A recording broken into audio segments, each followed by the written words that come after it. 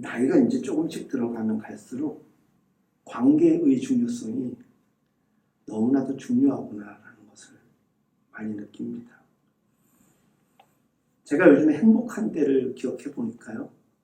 사람하고 즐거웠을 때가 행복하고요. 너무 괴로울 때는 사람 때문에 상처받았을 때가 제일 힘들더라고요. 관계가 참 중요해요. 관계의 아픔을 겪은 많은 사람들이 더 이상은 관계 속으로 들어가지 않으려고 홀로 무언가를 하고 홀로 된 삶에 익숙해져 가고 있는 시대 분위기를 여러분들 보셨죠. 관계로 들어가면 들어갈수록 행복해져야 되는데 자꾸 아파요. 자꾸 다쳐요. 자꾸 실망하게 돼요. 차라리 그냥 패도 안 끼치고 상처도 안 받겠다. 홀로 살겠다. 현대인의 대처 모습 가운데 어쩌면 지혜로울 수 있어요. 하지만 이것이 오늘 우리 시대의 아픔의 흔적이라고 본다라면 결코 바람직한 선택이라고 볼 수는 없습니다. 관계가 주는 상처로부터 스스로를 보호하는 것은 마땅히 우리의 처신일 수 있겠지만 현대인의 가장 큰 질고와 아픔이 관계에서부터 시작되기 때문에 도리어 역으로 생각하면 그 관계가 개선이 되면 행복해질 수 있다는 거예요. 우리가 함께 나눌 본문 말씀은요. 오늘 진정한 참된 관계가 어떤 관계이고 그렇다면 그 관계는 어떻게 유일한 변함없는 관계로 가능한가에 대한 이유를 성경적으로 우리에게 이야기를 해주고 있습니다. 여러분들 에베소서 2장 1절에서 13절 지난 5번의 설교를 통하여서 강의 설교를 했고 오늘은 에베소서 2장 말씀을 두고 6번째 그리고 에베소서 1장부터 시작한 17번째 강의 설교입니다. 에베소서 2장의 줄거리는 우리 사람은 허물과 죄가 많아서 생명의 근원이신 하나님으로부터 멀리 떨어져 있어 영적으로 죽은 존재였다는 거예요. 부담되고 불편한 표현이지만 인정할 수밖에 없는 진리입니다. 우리는 그런 존재입니다. 그렇기 때문에 하나님과의 관계 또한 우리는 끊어져 있던 사람들입니다. 그런 인류입니다. 그것이 우리에게 가장 큰 문제이고 아픔인지 모르고 오늘을 살아가고 지난날을 살아온 인류의 역사이기도 합니다. 하지만 예수 그리스도께서 그리스도 대속의 은혜 안에서 우리가 하나님과 관계가 회복되어질 수 있도록 우리를 은혜의 자리로 이끌어 주셨습니다. 그 은혜가 우리 삶의 변곡점이 되어서 우리는 요한복음 8장에 나와 있는 말씀처럼 진리가 너희를 자유케 하는 은혜를 입었어요. 그 은혜의 자유함은 더 이상 물질이 없어도 됩니다. 이것이 아니라 내 삶이 그것으로 인하여서 요동치지는 않습니다. 그 어떤 세상의 그 모든 것들이 내 삶의 전체가 아닙니다라는 것이죠. 있으면 있는 대로 좋고 감사하고 없으면 없는 대로 자족하며 살아갈 수 있는 하나님의 능력을 내가 소유함으로 이제는 나는 땅에 발을 디디고 있지만 내 마음의 중심이 하늘로부터 오는 은혜와 능력으로 살아간다. 그 말씀이에요.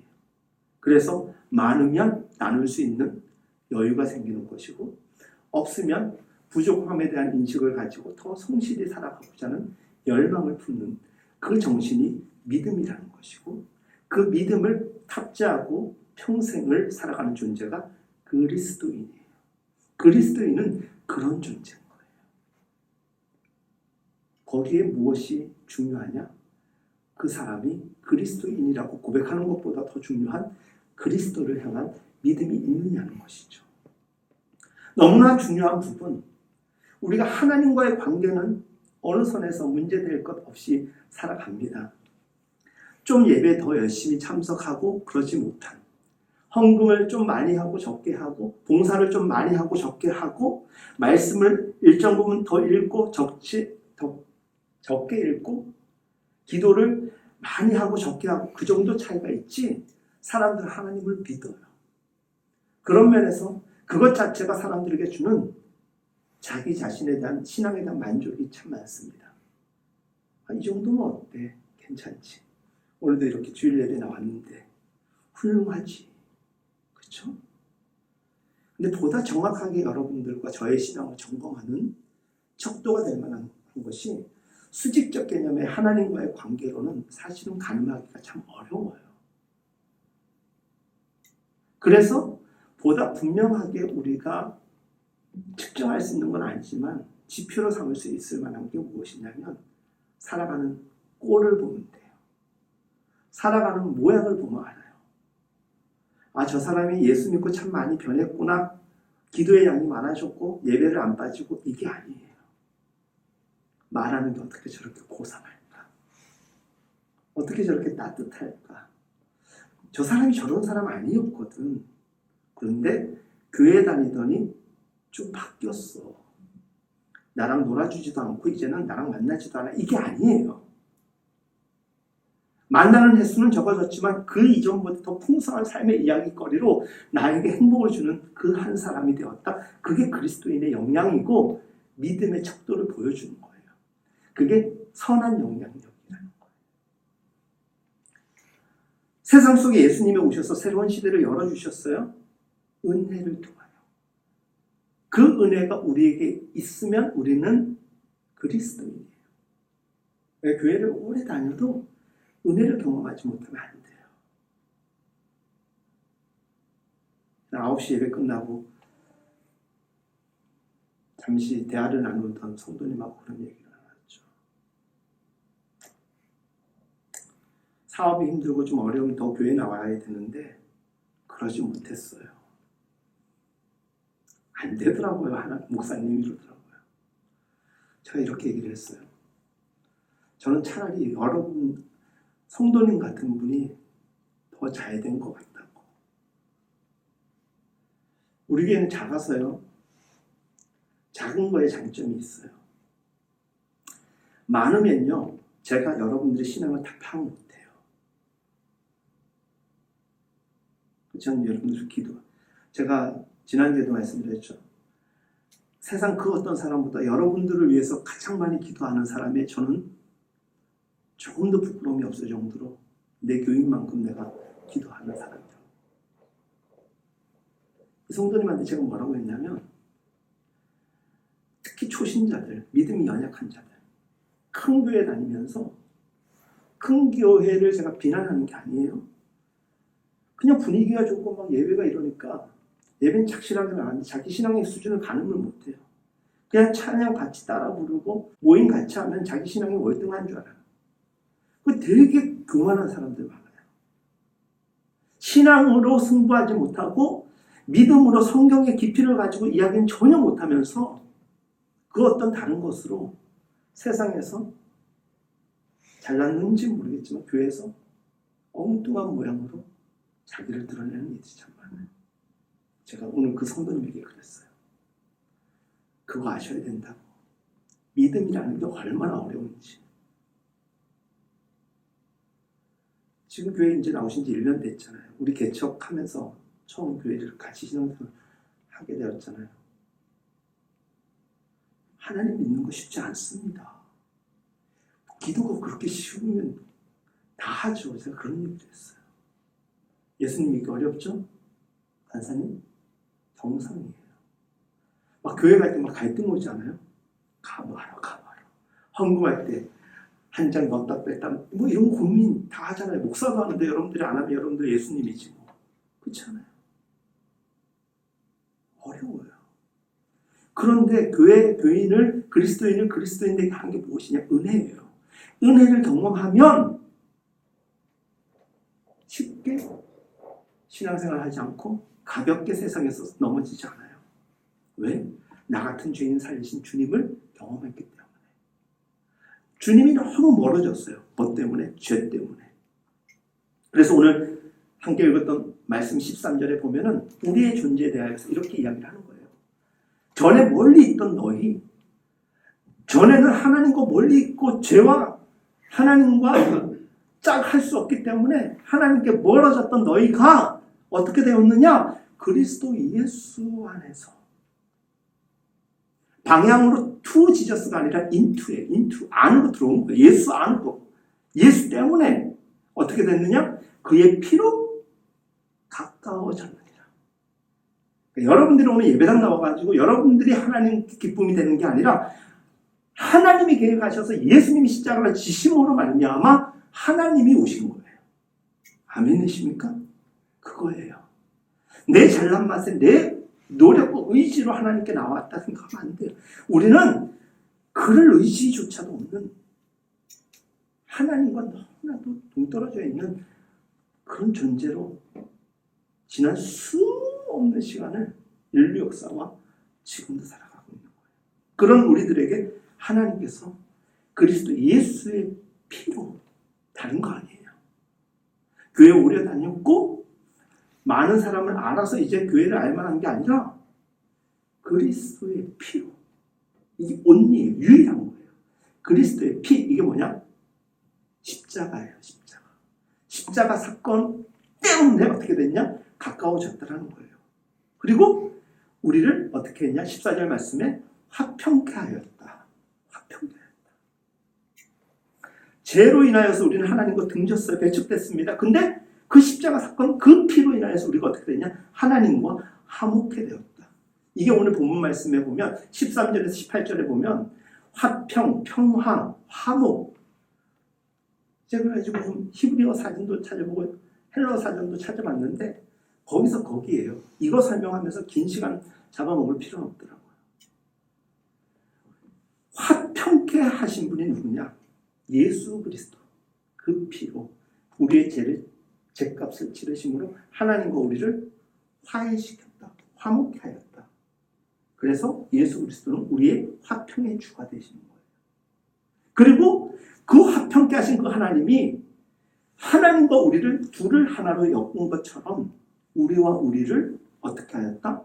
화목케 한 거예요. 거기에 사랑이 있어요. 공교롭게도 지금 부부들이 다 떨어져 같이 앉아있는 분들도 있네요. 두 분 정략적 결혼을 하셨습니까? 뭐 경제적 어떤 계산으로 인해서 그런 겁니까? 아니면 두 분은 부족 사회에서 만나신? 아니죠. 뭐죠? 사랑. 그렇죠. 하나님이 우리 사랑하기 때문에 저분 계속 있네. 뭔가 있네. 그 통장에 오고 간 관계예요. 제가 보기엔 별로 있어 보이지는 않는데 두 분 다. 제가 또 표현을 또 그렇게 했더니 또 본인이 이제 있어 보이는 척. 설교 흐름 깨지면 안 됩니다. 사랑이 둘을 하나 되게 하여. 그 하나님의 사랑이 친히 육신의 몸을 입고 이 땅에 내려오셔서 하나님과 나를 하나 되게 하였어요. 우리는 그 사랑 받았죠? 그게 수직적 개념의 신앙이라면 수평적 개념에서 내 이웃을 내 몸과 같이 사랑하라. 그게 이웃 사랑이고 가족 사랑이고 지인 사랑이에요. 그게 여러분들의 믿음의 수준이에요. 하나님의 사랑에 대해서는 너무 말로 하지 마세요. 그거는 고백적 신앙에서 우리가 가늠할 수 없고 누구한테 나 하나님 이만큼 사랑한다고 얘기해서 그 사람이 인정해서 될 일이 아니라 그건 하나님만이 아시니까 굳이 얘기 안 해도 돼요. 내가 정말 내 신앙을 고백하고 싶으면 사람들한테 얘기하세요. 내가 너 사랑해. 내가 너 정말 죽일 놈인데 용서해. 그렇게. 그게 신앙을 보이는 거예요. 그게 여러분들의 신앙의 수준인 거예요. 내 삶의 관계가 너무나도 어그러져 있다. 누구 탓하기에도 너무나도 속상한 우리 시대지만 분명한 것은 내 탓도 있다는 거예요. 그리고 신앙인은 이타적으로 생각하는 존재예요. 나를 비우고 상대방을 살리기 위한 존재예요. 예수 그리스도께서 자기를 몸버려 우리를 살린 것처럼. 좀 억울하고 속상해도 지금 데미지를 입고 마이너스를 입어도 먼저 후하게 베푸는 거예요. 그리고 어느 시점에 너무 그러면 그냥 여러분 핸드폰에서도 다 지워버리고 그냥 등 돌려버리세요. 우리가 할 수만큼 했는데 노력할 만큼 노력했는데 내 마음을 안 받아주면 그건 뭐 그 이상 어떻게 할 수도 없어요. 그런데 되게 하면 된다. 15절 말씀에 이렇게 기록되어 있어요. 이는 이 둘로 자기 안에서 한 새 사람을 지어주셨다라고 나와 있죠. 이 둘로 자기 안에서. 아까 똑같아요. 그리스도 안에서 그리스도의 피로 둘이 하나 되었다. 계속 끊임없이 강조합니다. 사도 바울은 그리스도의 피, 그리스도의 은혜가 아니면 아닌 되었다라는 거예요. 그러면서 중요한 멘트를 하나 더 해요. 새 사람이 되었다. 이미 사람인데 새 사람, 새 존재가 되었다는 거예요. 죽지도 않았는데 새 사람이 되었다.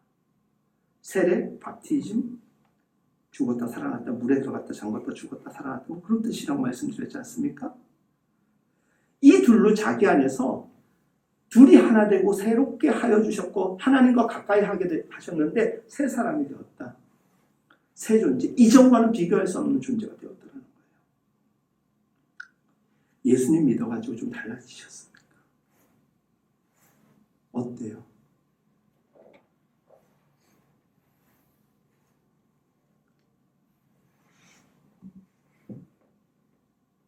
좀 예수님 믿어가지고 좀 마음이 너그러워지셨습니까?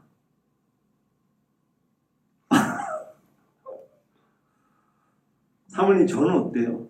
죄송해요. 정말 면목이 없습니다.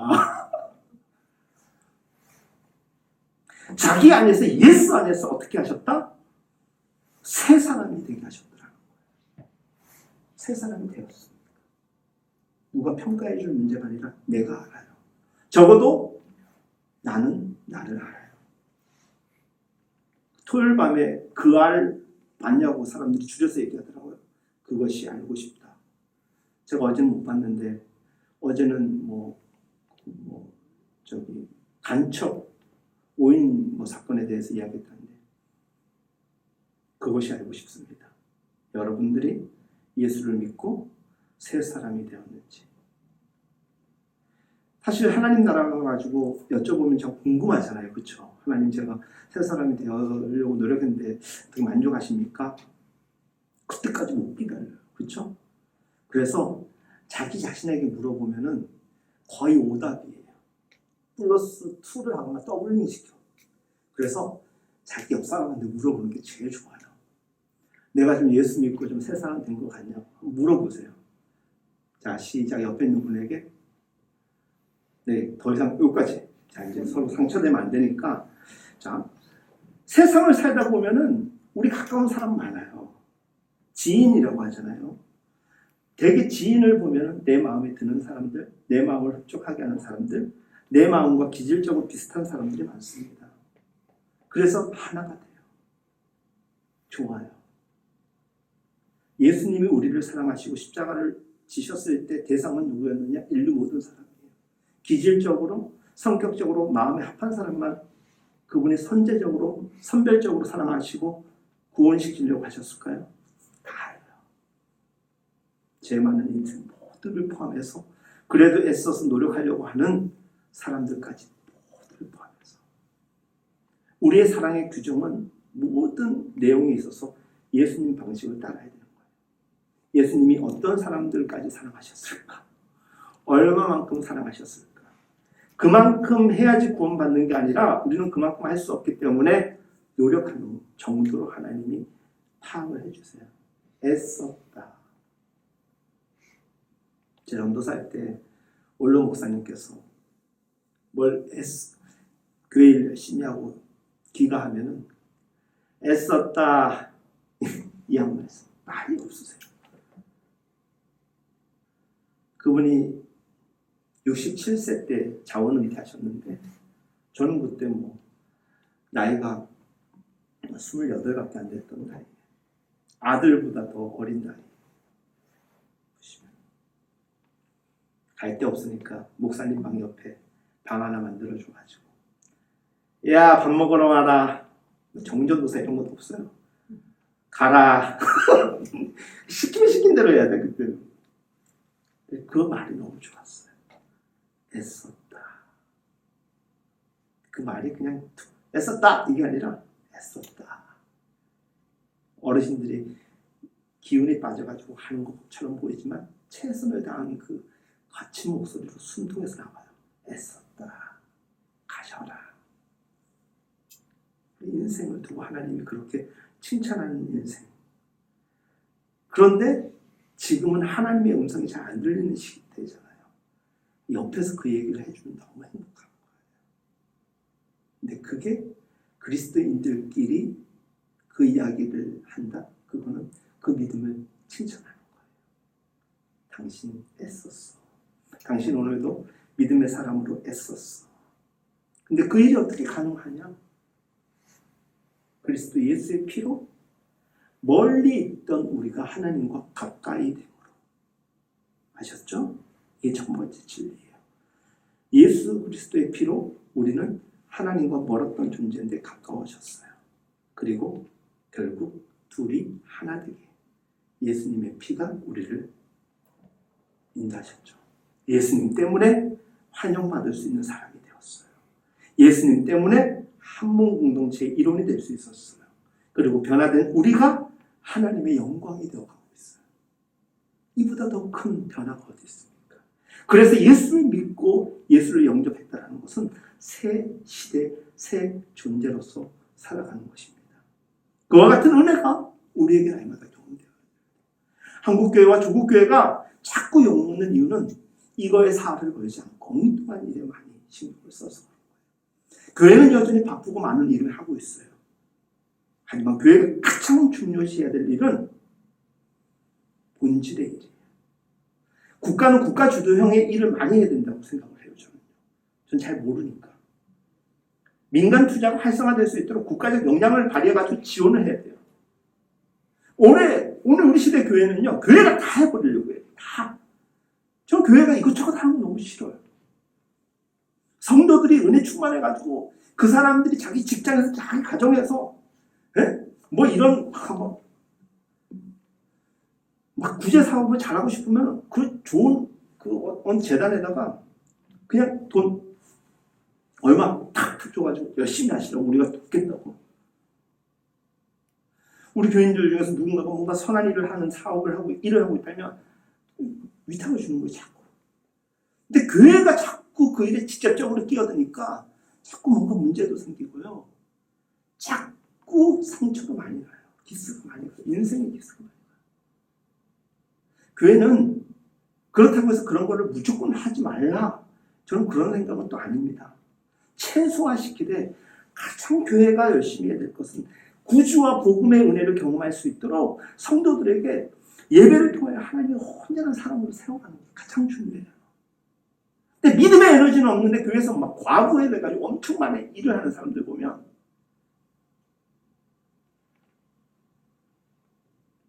우리 교회 주방이 없잖아요. 그렇죠?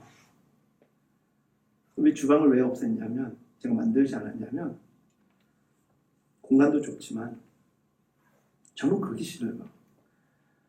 1, 2부, 3부 예배로 드려지면은 1부 예배 드리고 2부 예배 시간에 가서 밥하고 이러면 좋은데 대개 보면요, 큰 교회들도 봐도 그렇게 안 해요. 주일날 예배 안 드리고 그냥 밥하다 가는 사람, 봉사하다, 주차 봉사하다 그냥 가는 사람 많아요. 무슨 말인지 이해되십니까? 그게 주일의 필요성이 아니거든요. 그런 거 서비스하라고 교회가 존재하는 거 아니거든요. 좀 불편하더라도 하나님께 예배드리면서 하나님의 은혜를 날마다 갈망하고 확신을 갖을 수 있도록 하긴의 죄하긴 계속 하는 거예요. 왜? 나는 나가 떨어지거든요. 수많은 사람들이. 목사도 나가 떨어지는데 뭐.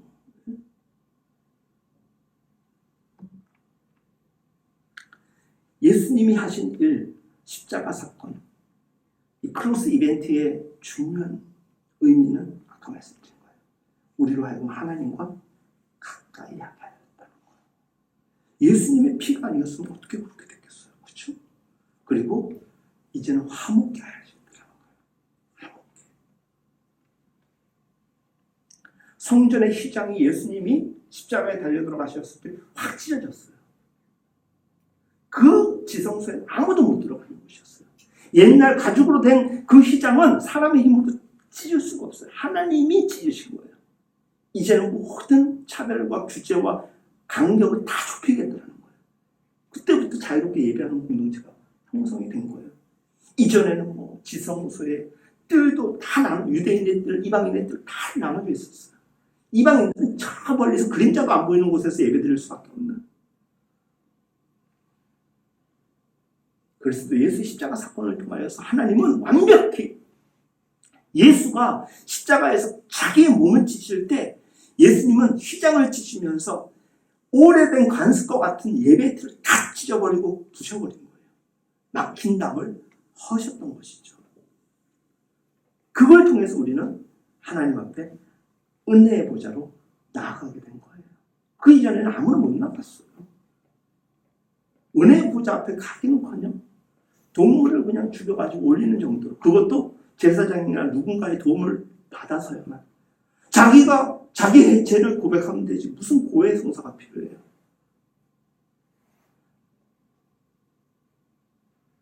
십자가 사건 이후 너무나도 많은 게 바뀌었어요. 너무나도 큰 은혜가 우리에게 제공되었어요.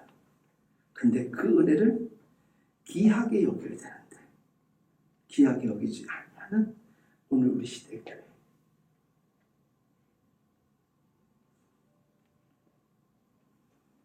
저마다 다 여러 가지 이유가 있겠지만 그 나뉘어진 사람들 관계마저도 예수 안에서, 예수 때문에 우리는 새로운 관계, 새로운 시대를 살아갈 수 있게 되는 거예요. 상대적으로 우리는 하나님의 관계보다 사람들의 관계를 소홀히 하는 경향이 많아요. 그러면 안 돼요. 관계 중요합니다. 내 가족들, 내 직장의 동료들, 내 친구들, 이런 사람들로부터 먼저 인정을 받고 이런 사람들로부터 먼저 그리스도의 복음의 확장이 가능할 수 있도록 노력해야 되는 것이에요. 이전에 유대인과 이방인들 사이에 있던 이 담벼락을 다 허물어 주셨어요. 누가? 예수님께서 14절 말씀에 중간에 막힌 담을 자기 육체로 허셨다는 거예요. 자식이 문제를 일으키면 부모가 책임지잖아요. 그렇죠? 내가 문제 좀 하나 했으니까 처리하세요. 그냥 기싸대기를 올려치고 싶지만 어떻게 부모는 그러지 못해요. 그렇죠? 우리의 문제가 너무 심각해요. 너무 괘씸하고 기분 나쁜데 하나님이 우리의 그 모든 것들을 사하여 주시고 해결해 주셨어요. 인간적으로는 우리에게 손찌검을 하실 수도 있는, 우리의 너무나도 타락한 모습을 보시면서 그랬어야 되는데 자기가 육신을 입고 이 땅에 오셔서 다 사하셔. 그게 뭐냐? 중간에 막힌 담, 멀어진 관계를 자기 육체로 하셨다는 거예요. 자기가 그냥 그래, 내가 이렇게 너희들 사랑하고 내가 이러니 너희들 이제 내 마음 알았니? 상대방을 어떻게 문책해가지고 변화시킨 게 아니라 자기 스스로의 사랑을 자기 스스로의 최고의 노력과 힘겨움이라 할지라도 그걸 통하여서 깨닫게 하는 거예요. 그래서 우리가 누군가를 통하여서 의도적인 게 아니라 본질적으로 인위적인 게 아니라 자연스럽게 하는 그 마음은 저는 누군가에게 분명히 전달된다고 생각해요. 15절 말씀에 법조문으로 된 계명의 율법을 폐하심으로. 이게 뭡니까? 우리는 제가 누차 강조를 하지만은 우리의 공로와 의지와 우리의 노력으로 구원받을 수 있는 그런 존재가 못 돼요. 그래서 구약은 심판의 역사밖에 없어요. 그런 제한적인 우리들을 위하여 예수님이 오신 거예요. 그게 은혜인 거예요. 그래서 은혜의 계약 관계가 된 거예요. 예전엔 율법적 관계였어요. 너가 한 만큼, 성경에 이런 말이 있잖아요. 너가 나의 백성이 되면 내가 너의 하나님이 되겠다. 쌍무적 관계라고 하는 거예요. 근데 예수님 오심 이후로부터는 일방적 은혜가 되었어요. 너네들 연약하고 부족하니까 다 안 해도 돼. 그냥 믿기만 잘해. 이걸 엉뚱당뚱하게 믿어가지고 믿기만 하고 삶은 개판이면 이게 안 되죠. 제대로 믿으면 그렇게 할 수가 없죠. 이 15절 상반절에 나와 있는 법조문으로 된 율법의 폐함은 무엇으로 원인 삼느냐? 14절에 돌아가면 자기 육체를 허무셨다는 거예요. 율법으로 가능하지 않는 우리의 회복과 우리의 구원을 위하여 예수님께서 자기 육체를 하셨다는 거예요. 그토록 우리를 사랑하셨다는 거예요. 그래서 막힌 담이 무너진 거예요. 그 막힌 담이 무엇이었냐? 율법이었다는 거예요. 하지만 오해하지 마십시오. 율법은 나쁜 게 아니에요. 우리나라 법이 우리를 보호해 주잖아요. 근데 조금이라도 편리적으로 이익을 도모하기 위해서 우리는 편법을 저지를 때인데 법은 우리에게 유익한 거예요. 율법도 우리를 부자연스럽게 하는 것 같지만 그 율법이 우리를 안내하는 거예요. 그 몽학선생이라고 있잖아요. 성경의 몽학선생이 뭐냐면 예전에 유대인들 종들이 많았을 거 아니에요. 자기 자식 하나하나 다 이렇게 돌보지를 못해요. 왜냐하면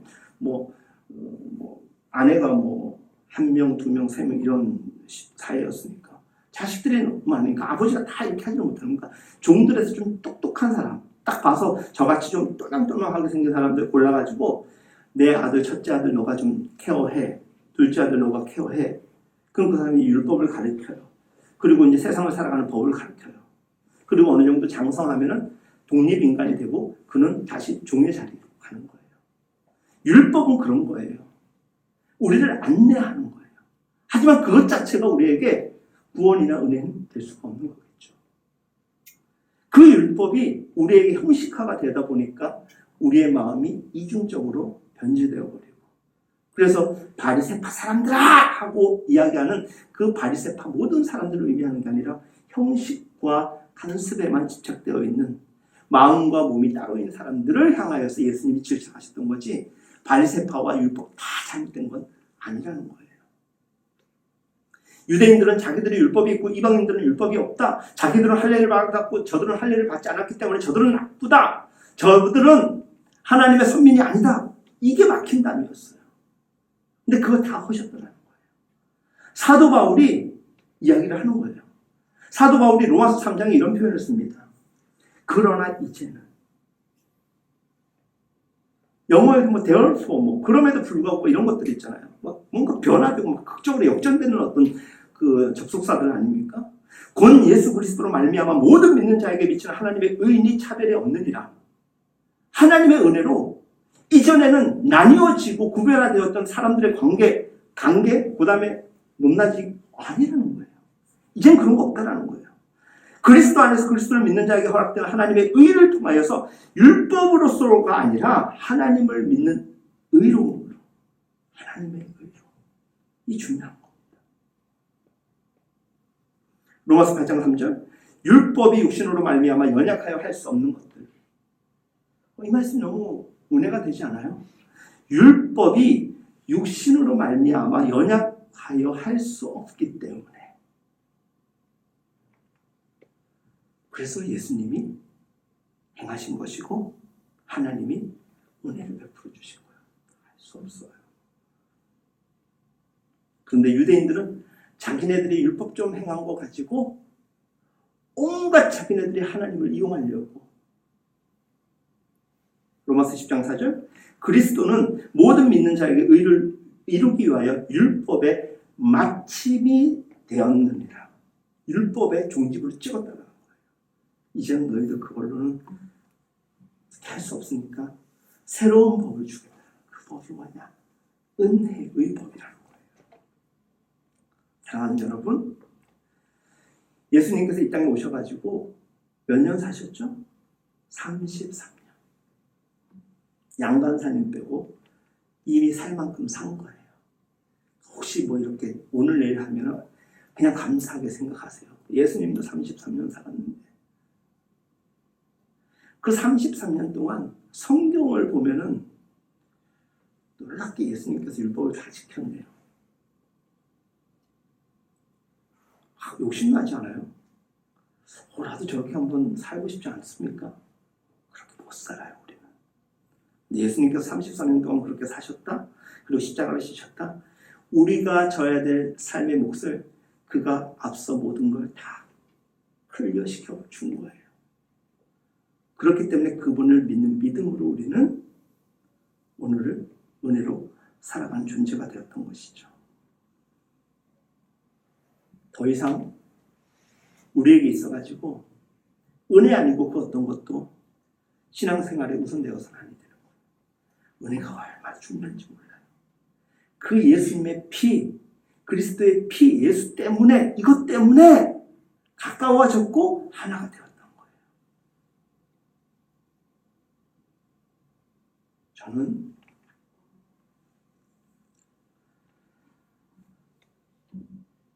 저는 좀 어려운 게 딱 두 개가 있어요. 하나가 뭐냐면 하나님 말씀을 묵상해서 이해하는 게 머리는 정말 좋은 것 같거든요, 제가. 근데 이해가 잘 안 돼요. 나쁘다는 얘기죠. 막 책을 막 찾아가지고 주석을 보면서 어떻게 이번 주 말씀을 잘 전할까? 잘 안 돼요. 논리적이지도 못하고요. 표현법이 제가 뭐 좋지도 않아가지고 사실 제가 설교할 때 스트레스가 이만까지가 아니고 엄청 많아요. 하나님께 심 지혜를 달라고, 말씀을 깊이 통찰할 수 있는 은혜를 달라고. 왜 목사가 있는 줄 아세요? 여러분들 바빠서 성경 못 읽잖아요. 그렇죠? 돈 많이 버셔야죠. 할 일 얼마나 많아요. 여러분들이 성경 막 연구할 필요 없어요. 제가 하면 돼요. 목사들이 하면 돼요. 그러니까 우리들은 열심히 연구해서 여러분들이 임팩트 있게 말씀을 잘 받아들일 수 있도록 하면 되는 거예요. 그리고 그 은혜가 좋게 가지고 그 은혜가 감사해서 여러분들이 스스로 좀 더 읽을 수 있으면 더 좋은 거죠. 저는 여러분들을 위해서 더 성경 공부 많이 해서 알려주라는 존재 아닙니까? 근데 그게 잘 안 되면 힘들잖아요. 저는 여러분들이 세상에서 정말 쓰임받는 존재로서 부도 많이 누리고 명성도 많이 누리되 모든 은혜 안에서 믿음의 자리에서 적당껏 하기를 기도하는데, 여러분들이 저를 위해서 기도하는 것, 하나님 우리 목사님 돈 좀 많이 벌게 해주시고요, 유명한 사람 되게 해주시고, 이런 거 기도하면 안 되고 좀 말씀의 깊이가 좀 이해 있게 살아갈 수 있도록 저를 위해서, 그게 제일 큰 기도예요. 자, 하나가 더 있어요. 이거 얘기하려고 하는 거예요. 사람 사랑하는 게 잘 안 돼요. 잘 됩니까? 잘 되세요? 그렇죠? 뭐 제가 알아요. 여러분들도 저 알죠? 생긴 거 보세요. 조금 제가 좀 예민해가지고 좀 그런 게 있는데, 저도 엄청 가리거든요. 근데 목사가 되니까 가리면 안 되잖아요. 정말 저는 사람을 좋아하는 스타일이긴 하거든요. 근데 저도 싫어하는 사람이 있어요. 보기만 해도 화딱지가 나는 사람이 있어요. 지금 담임 목회하는 여기에서는 노코멘트 하겠는데, 뭐 예전에 전도사하거나 뭐 또 담임 목사 또 한번 다른 곳에서 할 때나 부목사 할 때 보면, 저런 사람들은 왜 우리 교회로 오는지, 기도는 안 했지만 좀 이유가 있어가지고 좀 교회를 옮기면 좋겠다고, 막 우리 교구에서 좀 다른 교구로 좀 갔으면 좋겠다고, 막 절대 안 옮겨요. 이런 사람들은 더 열심히 사람 갈구면서. 근데 가끔 보면요, 너무 좋은 분이 있는데 그런 분들은 또 막 훌쩍훌쩍 떠나는 경우가 있어요. 더 사랑해주고 싶은데 그 마음대로 안 돼요. 정말 사랑하고 싶은 만큼 마음이 전혀 없는데 그런 사람들은 찰싹같이 붙어 있어요. 사랑을 안 주면 괴로워하면서도 자기는 또 저한테 사랑을 또 주지도 않아요. 또 사랑하는 게 너무 힘들어요. 네, 생각하십시오. 자, 오늘 말씀에 처음으로 돌아가면서 마무리를 짓습니다. 무슨 얘기냐? 오늘 우리 시대 관계는 굉장히 아픔의 시대라고 말씀드렸죠. 그렇죠? 그리고 우리에게 질고와 같은 거라고 얘기를 드렸어요. 우리에게 우리 스스로를 보호해주는 방법으로서 혼자 무언가를 하는 건 좋은 거지만 그게 결코 최고의 우리의 선택은 아니라는 거예요. 관계는 회복되어야 되고 좋아야 되는 거예요. 더불어 사는 시대 속에서. 그리고 예수님이 말씀하셨어요. 내가 너희를 사랑한 것 같이 너희도 이웃을 사랑하라. 그렇죠?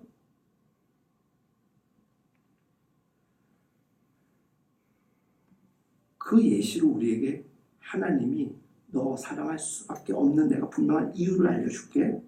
그리고 아무 다른 핑계 안 되도록 내가 분명한 사건 하나 치러볼게. 십자가예요. 니네들 죄 때문에 내가 몸을 입고 내 아들 예수 주고 십자가 붙이는 거야. 이유 없어요. 설교 중간에 말씀드렸죠? 사랑의 대상 예수님께 없어요. 다예요. 모두 다. 모두 다 사랑하고 모두. 얼만큼 상처가 있고 조금이니까 감싸 안고 품고 이게 아니라 모두 다. 우리가 사랑하지 못할 이유가 어떤 경우에도 존재할 수 없는 게 예수의 피 때문에. 어떤 경우에도 원통하고 분해가지고 막 들끓는데 저도 아직 마음에 절대 용서를 못하고 있는 사람이 있어요. 제가 생각하는 그 인원의 100배가 저를 향하여서 용서 못하고 있다는 것도 저는 알아요. 근데 또 알아요. 용서해야 된다는 거. 이거 풀고 가야지 된다는 거. 이거 풀어야 하늘에서 풀리는 거예요. 그 성경이 그런 거잖아요. 하늘에서 풀리고 땅에서 풀리고 뭐 같은 그런 거예요. 여기서는 다 이렇게 되어 있는데, 그렇죠? 하늘나라 소망하고 이거 욕심 아닙니까? 그렇죠? 잘 돼요, 안 돼요? 안 돼요. 용서하는 거 잘 안 돼요. 내 의지와 내 생각으로 절대 안 돼요.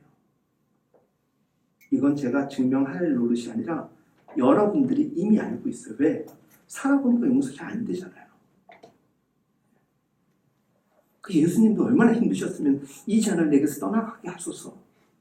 엘리 엘리 라마 사막다니, 아버지 왜 나를 버리세요? 제가 이게 현실적인 표현이었던 것 같아요. 엘리 엘리 라마 사막다니, 이게 아니었던 것 같아요. 죽겠는 거예요. 예수님도 너무 고통스러운 거예요. 근데 다 이루었다. 여기서 다 이루었다라는 것은 하나님 마음에 쏙 들어왔는지 뭔지는 모르겠는데 내가 해야 될 일을 했다. 자, 털고 가야 될 거 털어야 돼요. 우리가 내가 해야 될 거. 그거 아니면 하늘이 열려도 우리는 올라갈 수가 없어요. 왜? 너무 무거워서. 죄가 너무 무거워서. 용서하신 거랑 내가 가벼워지는 건 또 다른 개념이라고 저는 믿어요. 용서해지는데 용서하는 것 이상으로 자꾸 뭔가를 추가시키면 안 되잖아요. 그래서 변화라는 것. 예수 믿어서 새로운 시대 새 사람이 되었습니까? 그 이야기 여쭤보는 거예요. 아까 성도님과 이야기한 얘기 해드렸잖아요. 예수 믿는 거 어려워요. 정말 어려워요. 양화자님 어려워요. 이게 복음 사명 감당하는 건 쉽지가 않아요. 여러분들 오늘 오셔서 감사해요. 온라인으로 예배드리는 분들도 안 봐주는 것보단 감사해요. 절박합니다. 여러분들이 예배 한 명이라도 더 드리는 게 절박한 게 아니라 예수께서 우리에게 주신 이 은혜가 언제 어떻게 더 멀어질까 봐 겁이 나요. 근데 지금만이라도 너무 고마운 거예요. 감사한 거죠. 여러분들 믿으십니까? 예수의 피로 하나님과 여러분들이 가까워지시고 둘이 하나 됨을 믿으십니까? 그러면 여러분들 주변에 있는 사람과 이제는 가까워져야 되고 하나 돼야 돼요. 이게 오늘 말씀의 제목 뭡니까? 화목해 하시는 화목으로. 하나님이 화목해 하셨던 그 방법으로 화목으로 세상으로 나아가라는 거예요. 아시겠어요? 적어도 칭찬을 못 받더라도 책망받지 않는 일에 더 목숨 걸었으면 좋겠어요.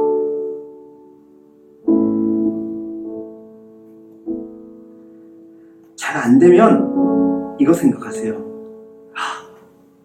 예수의 피 때문에 14절에 나와 있는 그리스도 예수의 피 때문에 어쩔 수 없이 난 할 수밖에 없는 존재구나. 그거 아니면 그거 부정하고 그래서 안 하면 구원도 없는 거예요. 그렇잖아요. 다 이어 있는 거란 말이에요. 어쩌다가 재수 없어가지고 예수님 만나가지고 교회에 발붙여가지고 여러분들 지금 엄청난 지금 짐을 진 거예요. 결코 예수 믿는 거 쉽지 않습니다. 그런데 네 혼자 알아서 하라고 하신 게 아니라 같이 하겠다라는 거예요. 사망의 음침한 골짜기도 내가 두려워하지 않으면 함께 하겠다라는 거예요. 우리 인생에 사망의 음침한 골짜기가 없다라고 생각하는 게 아니라 갈 수 있어요. 지금 힘들어하는 분들, 아파하는 분들, 우리 인생은 그럴 수 있어요. 하지만 그게 다가 아니라는 거예요. 힘들 때 그리스도의 피로, 그리스도의 능력으로, 하나님의 은혜로 오늘 살아가면 되는 거예요. 아시겠어요? 저는요, 막 힘들 때 있어요. 저도 힘들 때가 있어요. 근데 하나님이 나를 위하여 행하신 일들을 생각하면 막 정신이 발작 들어. 또 힘이 솟아요. 막 이러지는 않아요. 그래도 일어나야지. 그래도 힘내야지 이런 거. 저는 믿음의 능력이 그거라고 생각해요. 그냥 예수 안 믿었으면 그냥 다 포기하고 그냥 끝냈어 그냥. 네? 내가 여러분들하고 상종할 그런 사람이 아니었거든요 원래. 그리스도의 피로 사랑하는 거예요. 왜? 하나님이 나를 사랑하신 것처럼 내가 사랑할 수밖에 없는 이유를 알기 때문에 그 화목해 하시는 그 화목으로 화목하는 아시겠어요? 화목하십시오. 행복하십시오. 화해하십시오. 그게 그리스도의 요청하심입니다. 기도하겠습니다. 하나님, 우리에게 하나님이 우리를 위하여 화목해 하신 그 방법으로 화목할 수 있는 세상살이가 될 수 있도록 은혜와 능력을 허락하여 주옵소서. 함께 기도하겠습니다. 하나님 은혜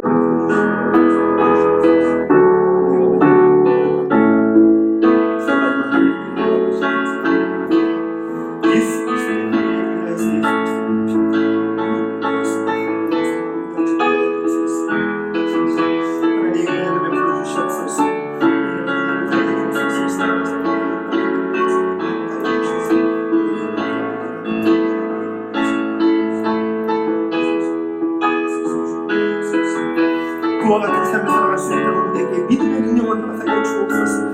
구원의 영광을 경험하게 하여 주옵소서. 그 은혜와 그 구원이 너무나도 커서 하나님께 반응하면서 살아갈 수 있는 우리들 되게 하여 주옵소서. 우리들 여자시 할 만한 믿음이 있지만 그 믿음이 산을 옮길 만한 믿음이요 구원의 능력이요 하나님의 변함없는 신실함을 믿습니다. 은혜를 주옵소서.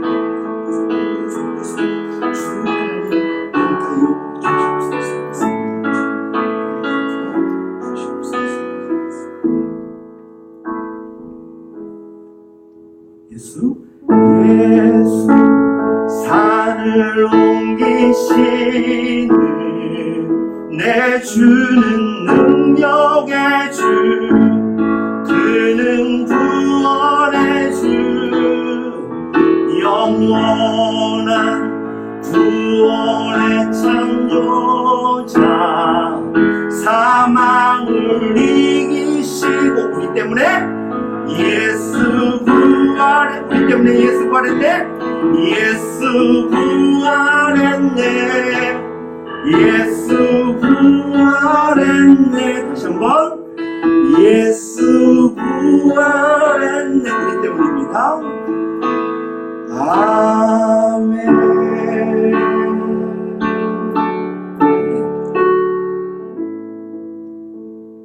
아멘. 하나님, 오늘도 귀한 예배를 드리며 몸과 마음으로 물질로 하나님께 모든 것을 올려 봉헌합니다. 축복하여 주시고 귀하게 살아가며 귀하게 쓰여지는 모든 것 봉헌 예물들 되게 하여 주옵소서. 특별히 하나님, 이 어렵고 힘든 세상에서 예수의 피를 생각하며 구원의 은혜를 생각하며 하나님과 멀었던 우리가 가까워져 있는 은혜를 기억하며 두릴 수밖에 없는 하나님과 우리의 담을 허신 그 은혜를 생각하며 이 힘겨운 세상이지만 은혜로 극복하게 하여 주시고 은혜로 승리하게 하여 주옵소서. 여호와는 내게 복을 주시고 너를 지키시기를 원하며 여호와는 그의 얼굴을 내게 비추사 은혜 베푸시기를 원하며 여호와는 그 얼굴을 내게로 향하여 드사 평강 주시기를 원하노라.